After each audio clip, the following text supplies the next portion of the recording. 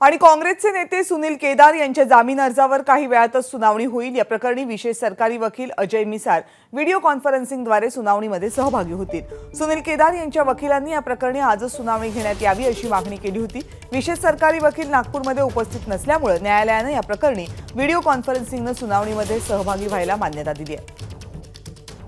आणखी माहिती रजत वशिष्ठ यांच्याकडून जाणून घेऊयात। रजत, कविता, नागपूरच्या जिल्हा व सत्र न्यायालयामध्ये अतिरिक्त सत्र न्यायाधीश यांच्या कोर्टरूममध्ये सुनावणीला सुरुवात झालेली आहे।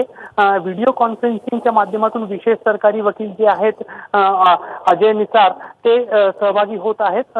दुसऱ्या बाजूला देवेंद्र चव्हाण हे जे आहेत ते सुनील केदार यांचे वकील आहेत। सुनील केदार यांच्या वकिलांनी दोन प्रकारचे अर्ज जे आहेत ते न्यायालयापुढे दाखल केलेले आहे।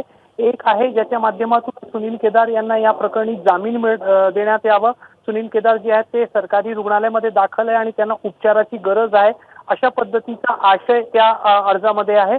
आणि दुसरं म्हणजे सुनील केदार यांना बँक घोटाळा प्रकरणी जी 5 वर्षाची शिक्षा सुनावण्यात आलेली आहे ती शिक्षा जी आहे त्या शिक्षेला स्थगिती देण्यात यावी अशी मागणी करण्यात आलेली आहे। 2 दिवसापूर्वी विधिमंडळानं सुनील केदार यांचा जो विधानसभा सदस्यत्व आहे तो 2 वर्षापेक्षा जास्त शिक्षा मिळाल्यामुळे रद्द केलेला आहे आणि जोवर सुनील केदार यांच्या शिक्षेला न्यायालयातून स्थगिती मिळत नाही तोवर सुनील केदार यांचा जो सदस्यत्व आहे तो रद्द राहणार आहे। त्यामुळे सुनील केदार आणि त्यांच्या वकिलांसमोर दुहेरी आव्हान आहेत। त्यांना एकतर जामीनही मिळवायचा आहे आणि दुसरं जी शिक्षा त्यांना मिळालेली आहे त्याला स्थगितीही मिळवायची आहे। मात्र न्यायालय आज त्या संदर्भात काय निर्णय घेतं ते थोड्या वेळानंतर स्पष्ट होईल। रजत, धन्यवाद तुम्ही दिलेल्या माहितीबद्दल।